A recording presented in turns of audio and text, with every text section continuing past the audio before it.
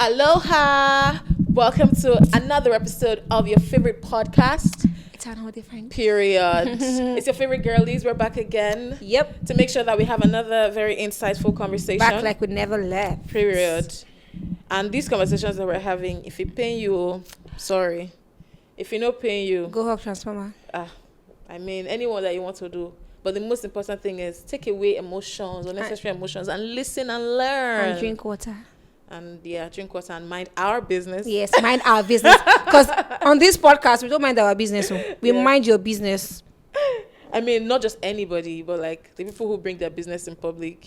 Yeah. We face that. My name is Sarah. And my name is Sorochi. The action mama.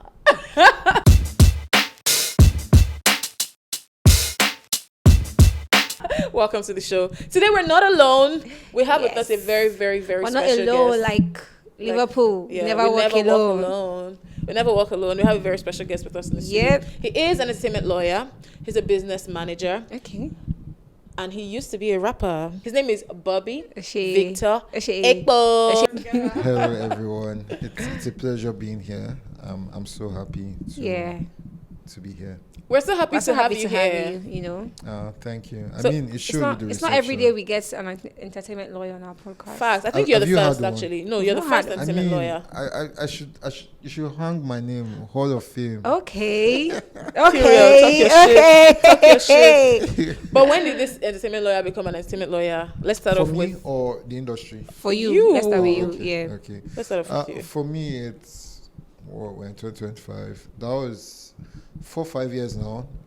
Yeah, maybe 4.5 ish. Because, like you mentioned, I did music, and I mean, at one point in my life, I had to ask myself the hard truth: what's the way forward? You're getting old, and I mean, not old because I was just 21 as at then, but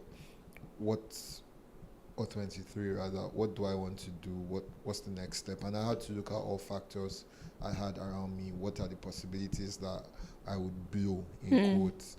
Not underestimating my talents, but have to be realistic with the circumstances and things around me, and I had to weigh my options. But I knew that whatever I was going to do wasn't going to be outside the music industry. I was 100% certain about that. So why did you go for becoming an entertainment lawyer? I mean, it's easy because I studied law.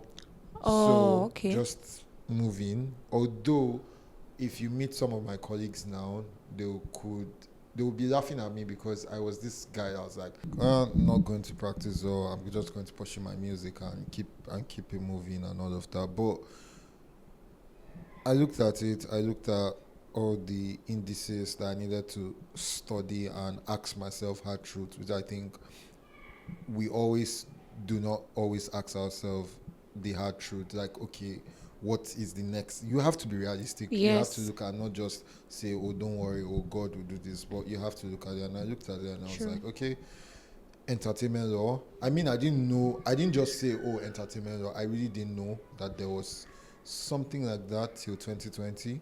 And I started seeing it on... Sorry, pause. Yeah, You didn't know yeah. there was something like entertainment law till 2020, but you were in uni.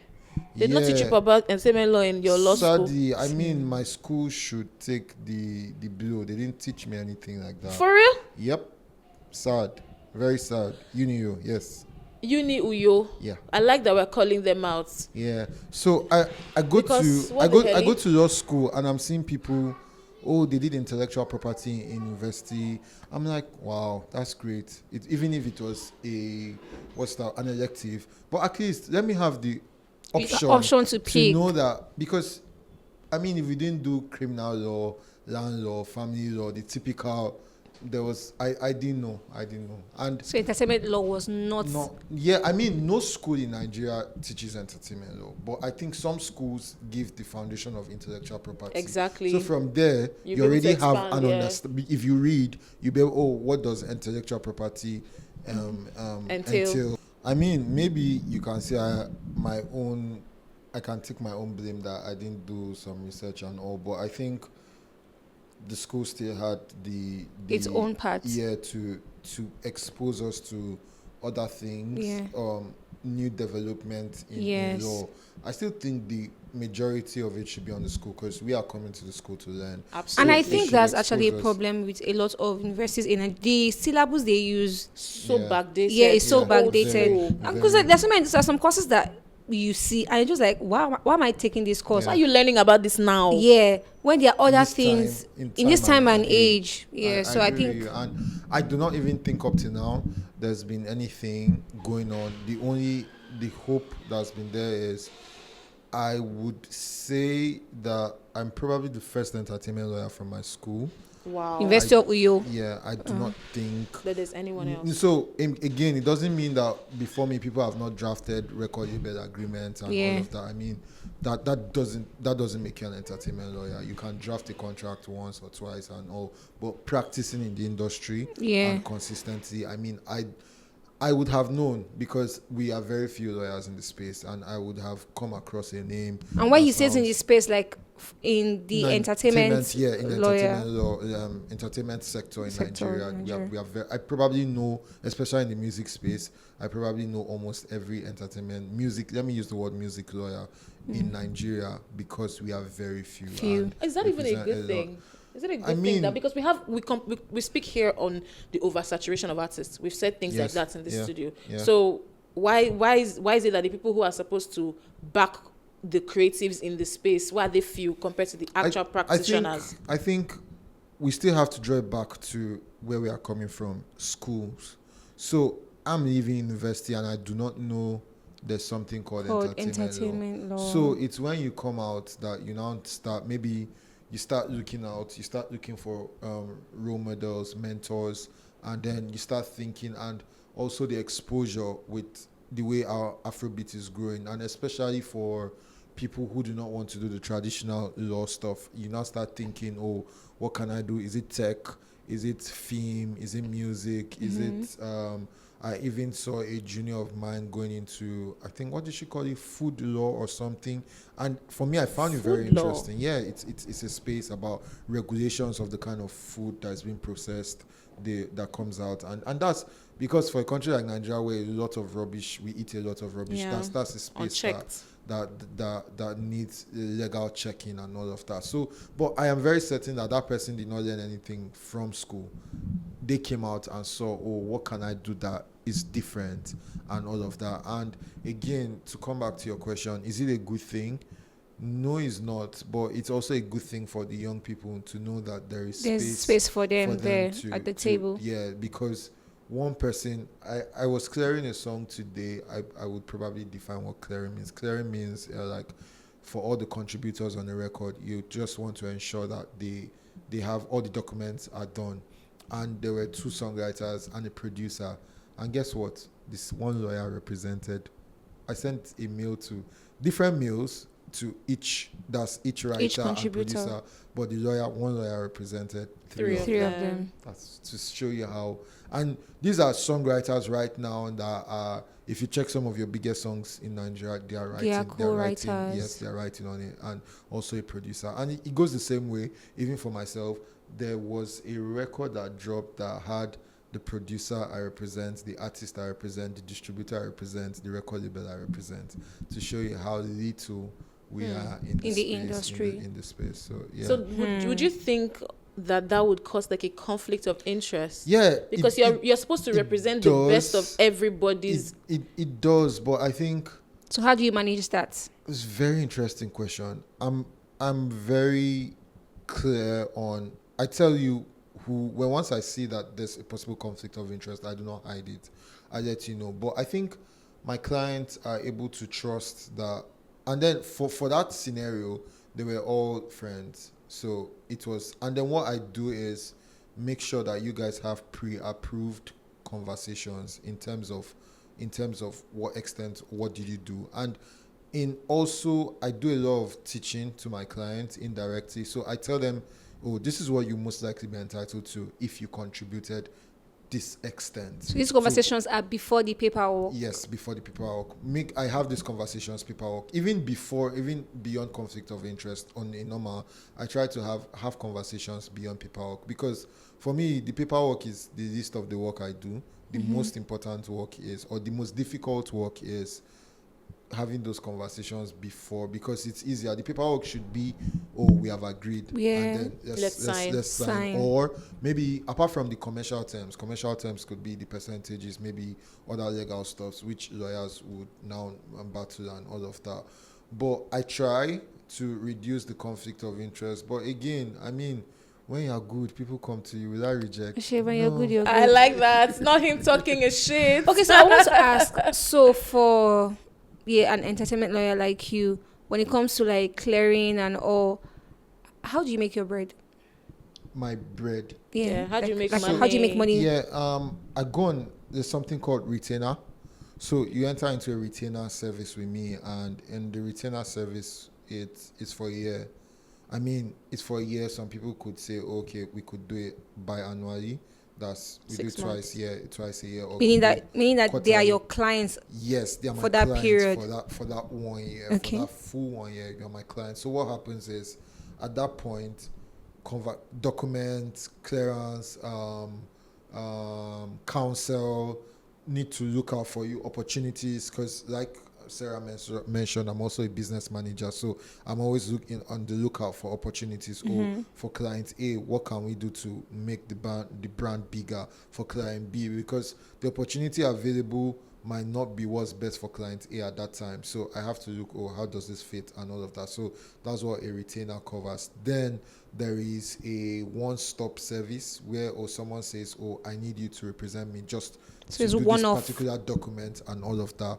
And then you put a flat fee as to you put a fee as to, okay, for this is what will cost you, and to this is what will cost you. But for me, I am more retainer service oriented, apart from people who say, it's more money. But because people want more from you, I mean, I always tell people, now there's even a client that we're texting today. I've done a couple of things for them this year, 2, 3, just one time they pay, and he was like, see, we have eaten our money too much, we have to have a retainer, a conversation. And then people always think retainer, because you are paying a large sum, is more expensive. But I'm sure why he came to me is because by the time we have done 111 and he looks at how much he has gotten to spend, and then he's not getting a full service for that, because I'm not going to give you unsolicited advice. True. What you ask me to do is what I will give. Best case scenario, I'll tell you, I don't think this is this, and I'm done. But when it's a full retainer, I am giving you, I'm telling you, this is how best you should do. Go beyond. I'm also looking for opportunities for you. So there are other things attached. By the time in the long run, you put the evaluation. I think for every time, I always know when people do one thing, like time they keep doing it consistently and not paying for retainer, I tell them that in 6 months time you'll come back for retainer, and they'll say and less than 6 months, like, because I know it's more beneficial to you, because by the time you look at it, there are more services that are packaged in a retainer than doing a one-stop. So that's how. I also want to ask, so you talked about how as a business manager, you're also looking out for your clients. Yeah.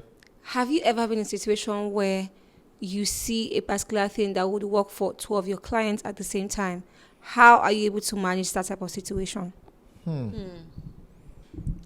are you putting me in a trap? I mean, we don't intend to, but yeah. I mean, yes, it has happened. I'm trying to see what happened. I don't know. Maybe at that time, I just looked at... Or is it like that maybe best man win? Yeah, I look at... To be honest, I think I have to judge and look at really who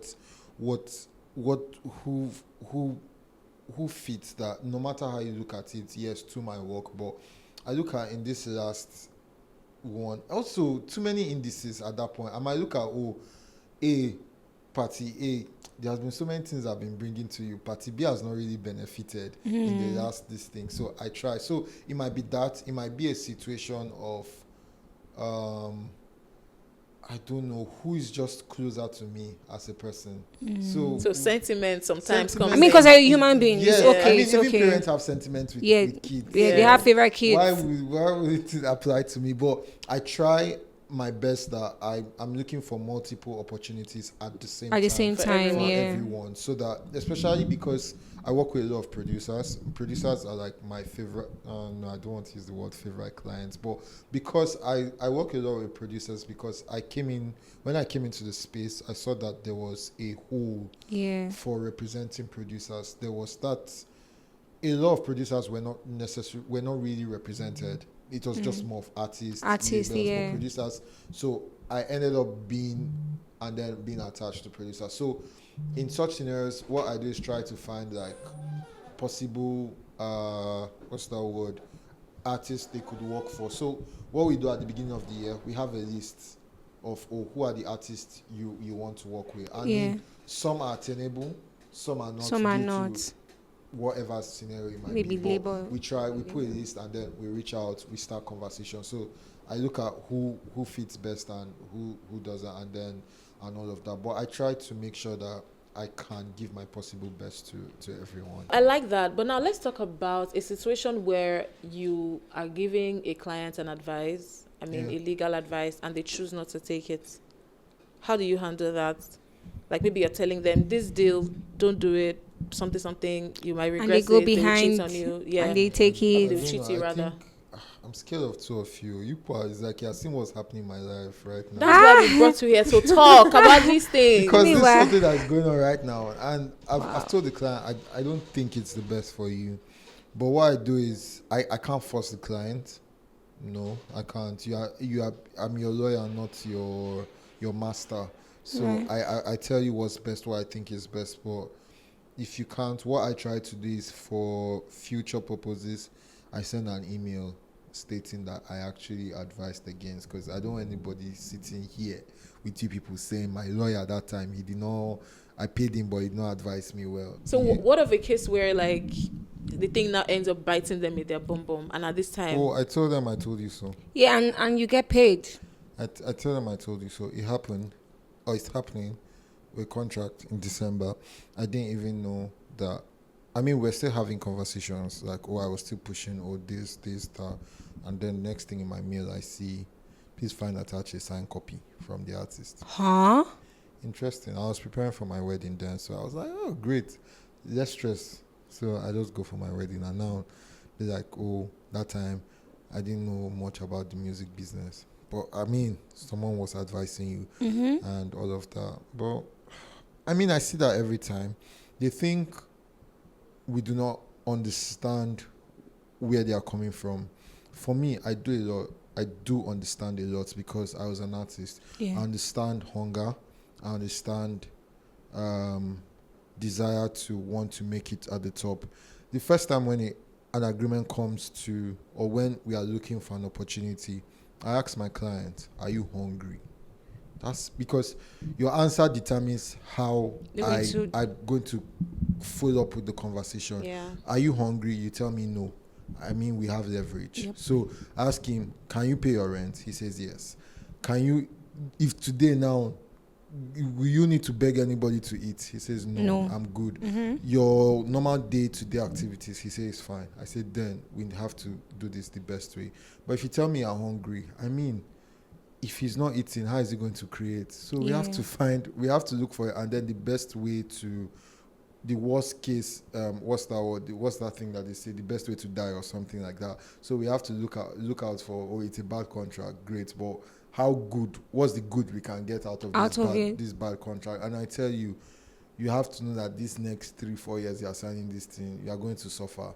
And the funny thing is, nobody really stays up to 4 years holding that pressure. After 1 year, it comes out. Yeah. Because when you come out, they start to grow, they start to hang out with artists, and then you meet artists that are independent, or even if they are not independent, they have a better deal structure with the label or company. And you see that you have bigger songs, or you're working harder, but what comes to you is less because of what you signed at the beginning. And then you now start getting, this is not what I thought, and all of that. But are there ways to salvage that? This whole situation of, I made a mistake, ignorant at the beginning of my career, and now 2 years down the line. There's way, I mean, nowadays you have artists just being rogue. They just tell you, I'm not I'm not doing again. And it's sad because, I mean, coming from me, who is supposed to be representing the judicial arm of the government, it's really sad because we have very poor court systems, or it takes time for a Yeah, it does. decision. It takes I mean, time. sometime like last month or so, where I work, we had a case and all of that, and then we went to court, and then it's an urgent matter, and the judge is saying it's not urgent, that she's going on vacation, he or she's going on vacation. I'm sorry, what? Yeah, that Vacation. I mean, yeah, the court's on vacation, right? But there's something called, we applied for. Do you have vacation judges? So you have, even when the courts are on vacation, there's someone that's supposed to attend to the matter. Mm-hmm. So we are like, okay, if you feel it's on transfer the case To someone else, who is would not handle on it. that. No, she doesn't see the need to. Wow. And I'm like, great. Wow. And that was actually an urgent matter. So, yeah, those are the issues. And when I see that people, for me, when drafting, courts are never my first place of. I go for mediation and arbitration. What does that mean? So it means that we can solve the disputes outside of court, court, but still under the judicial arm. So it's more. Is less stringent with all of this. Oh, come back today, come back tomorrow, or adjourn till 6 months time. 6 months. I've heard that sometimes cases in court can last 10 years. Yes, and no. there's still no. That's how you end see to people in it. prison Yes, for a cases lot, that they've a not even lot, opened. because they Kai. are still adjourning the case. Yeah. They keep adjourning the case, and for issues especially relating to our industry that of copyright, that at time, maybe I'm applying for an injunction to stop an artist from promoting and from going on shows because he's Performing songs that belong to the label and we are having issues. I should get an injunction almost An immediate, immediately, yeah. because there's revenue that is being Lost, yeah. So I'm saying stop performing while we both sit down and address. But the what court is going saying, in. But let's adjourn it.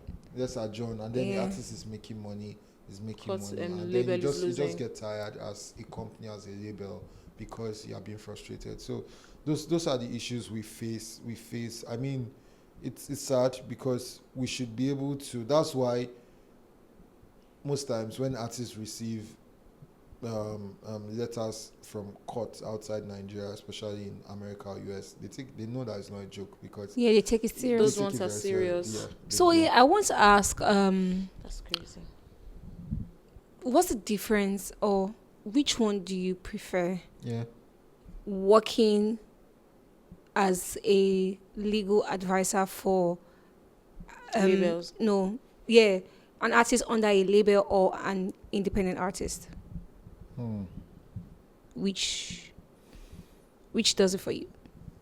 I think in independent, maybe I would say independent artists, because with labels, most Yeah. times they're There are other factors. yeah, or maybe just that the label controls a lot. So most times the label would want to also do the legal clearances and all of that, but again, I always tell artists that your label's lawyer is not your friend. Your lawyer. It's not even your friend. It's not a lawyer. They are being employed by the label. So you can't go to them for Legal advice. Yeah. But I think Because they'll always be on the side of the label. But I think they are the ones that even really need a lot of legal service, because there's a label there and they are the ones making decisions for you and all of that. So you need to have somebody on your side who is actually able to interfere or interface or have conversations. So I wouldn't really say I prefer. I think it's more on the personality of who I'm going to work with. So I do not really choose whose side is it. I'm very heavy on The individual. yes, and even on the parties I represent. I'm very friendship oriented with my clients. I don't know if it's a good Friendship. thing. In business. I don't know if it's a good thing, but I mean, for all the clients I've worked with, from my first client on a full was 2022, my first retainer client. From then, for everyone that our retainer has expired, we have always maintain the relationship. not even maintained. We have always continued except maybe for ones where they stopped doing what they were doing. Like some companies who said, "Oh, this music thing, there's too much money and to be invested in artists, the risk is too much." And they were like, "Oh, I do not think I want to continue in all of that." So except for that, but we're a situation where they are still in running things for every year. We always. I don't think there's any client that has dropped me since we started working, and that's because that's of a good thing. Friendship.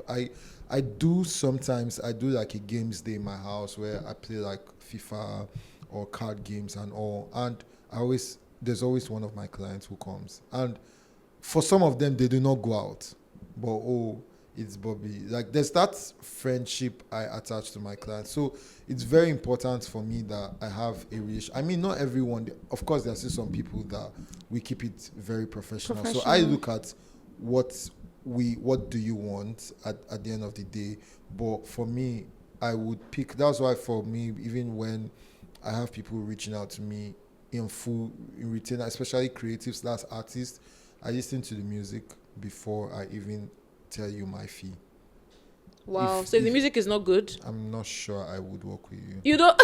Entertainment lawyer doesn't work with whack artists. I'm not sure. I mean, he's not saying they are whack, but no. The music doesn't. There are some artists that I've met that I feel they are very great, but I do not think. For me, I enjoy the music. It doesn't mean that they are not great artists, but I do not enjoy it. You just don't connect. But somebody will be thinking you're working. Sorry to cut both of you. Yeah. Somebody will be thinking your job as an entertainment lawyer is more on the business side of things, is the business angle. It's not exactly. I mean, if a manager is saying, "Oh, I listen to the music and I don't think that this guy's music is good, so I'm not going to bother managing you because I can't vouch for your music or vouch for your brand." So, but for you as an entertainment lawyer, so how does it connect? If you go through my IG page, you would see that apart from my maybe pictures or stuff like, I'm speaking at an engagement, you see that I have a lot of my clients works on my page. And so there are so many times people have reached out to me, they thought I was a marketer, like promote music.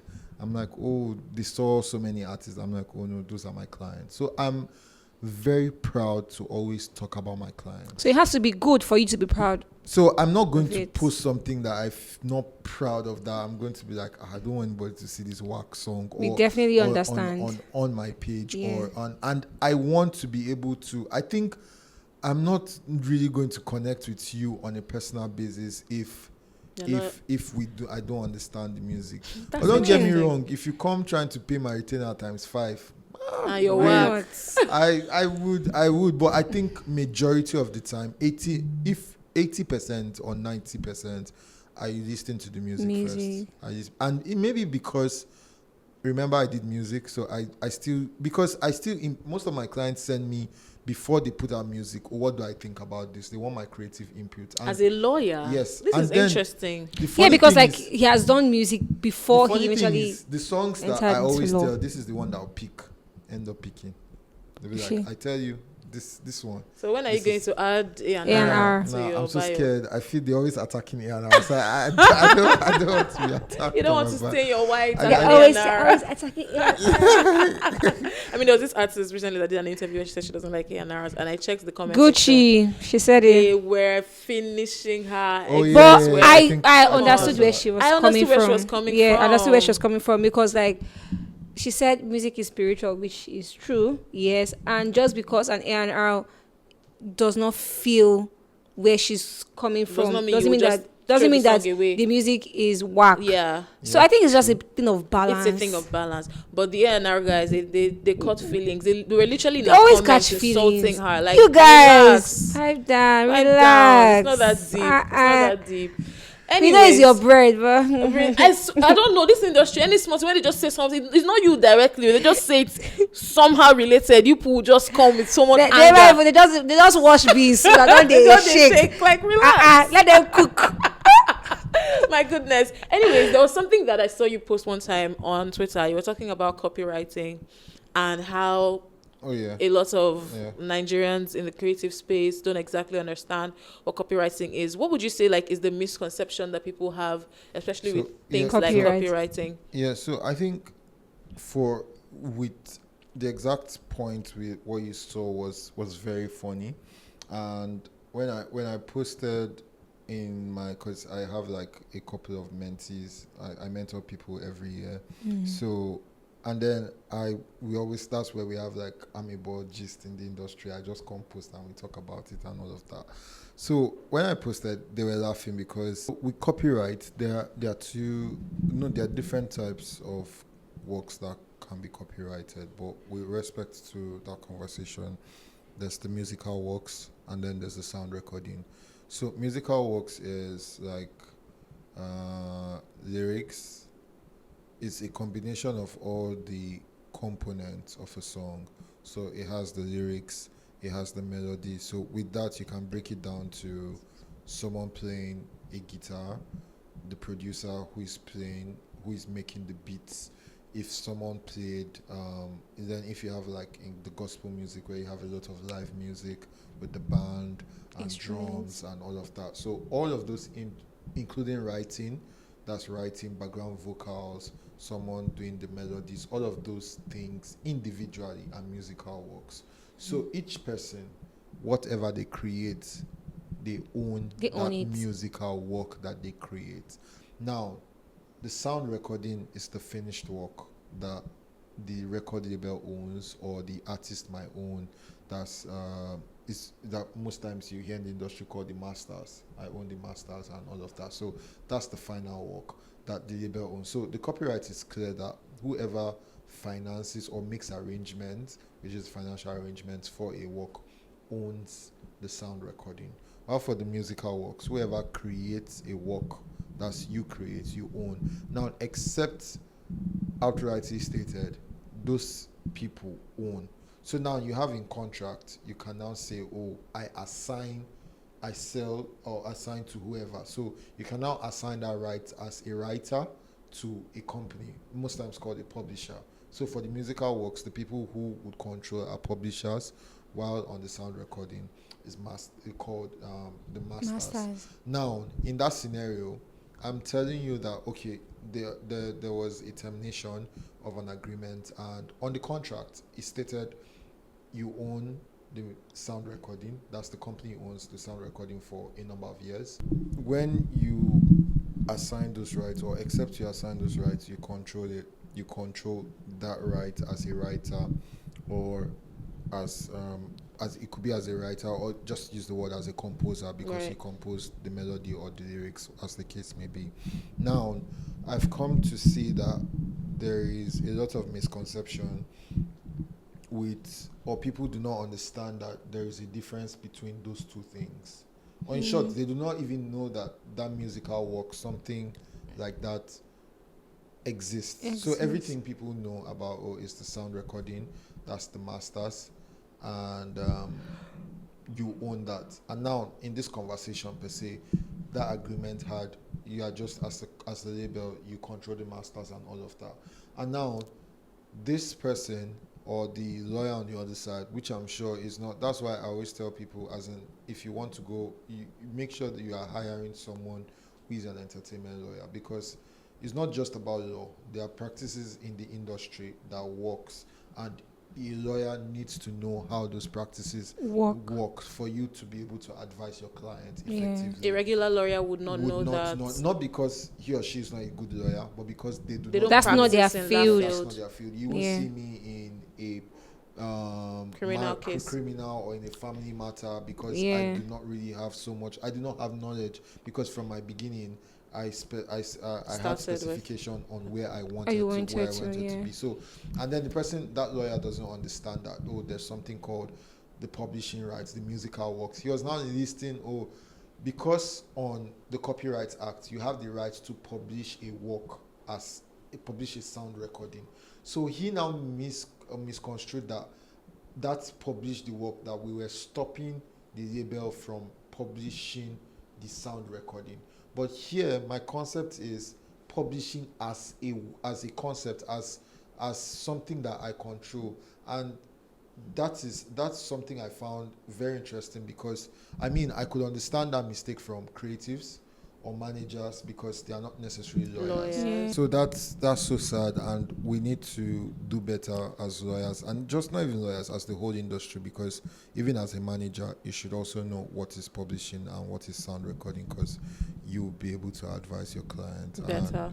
So And even if you don't know these things, learn, read. Ask ChatGPT, maybe. Maybe not ChatGPT. I Do your mean, not research. but I mean, even AI tools help, and so you could also get the best. Because I found it very funny, and then that's me now laughing at the lawyer. I'm like, oh, this person doesn't know what they are doing. There are times where, to be honest, I've had conversations with lawyers in UK, US, and as at the point where I saw that, I was hearing it for the first time. But I won't go back blinded or doing like I don't know. I do my research and come back, and we now argue or have conversations based on after I have been able to read and now understand what it is, because it's already bad that lawyers from outside always see us like we don't know anything. Wow. I So see there's that perception. Oh yes, very well. It's so sad. It's very sad that That's crazy. we don't know much. So once we now go out actually showing them we don't know much, it's bad, because it's there a lot. UK, US, and guess what? It's not white, black, Nigerian lawyers who now live in UK or who grew up in UK or US and all of that. So we have a lot of, already we are -10, and then you now displaying that. Imagine that conversation was with a UK lawyer. Or US. He'll find it, and they are very fast to insulting. Yeah. Insulting, so. I mean, at the end of the day, it's about constant learning. The need to learn. You need to learn, because Absolutely. you don't know everything. Nobody in this life knows everything. So you need to put yourself in a position where you are open to learning new things from people and doing your research to get better. Yeah, and that's it. We wish we could continue this conversation. We would have to bring you back here another day. I would love And to when we be bring you here. back here, it's not going to be this insightful. We'll talk about the state of the music industry general. Lovely. Are you down with that? Yes. Okay. Yes. Awesome. Lovely. Awesome. Okay. All right. We have to go now. Thank you for joining us on the show, Bobby. And for you watching, thank you for tuning in to this episode. Yeah, don't forget to subscribe to our YouTube channel. It's a town hall different, and tell your friends to subscribe And follow us on social media as well at a town hall different pod. And we'll see you next week. You know why you said follow us? I thought you mean like our personal account. No, follow me on my don't personal follow account. us on our personal account. Yeah. Nobody from this podcast should. Because people are very toxic, please. No, not all of you. Most of you. Yeah. Most of you. Not So all just of- follow the podcast at a town hall different pod. On the podcast, we can And take it. On our personal pages, no, we can't like take it. like our videos. Drop your comments, even if you don't agree with us. We love to read them. And we'll see you next week. All right. Bye. Bye.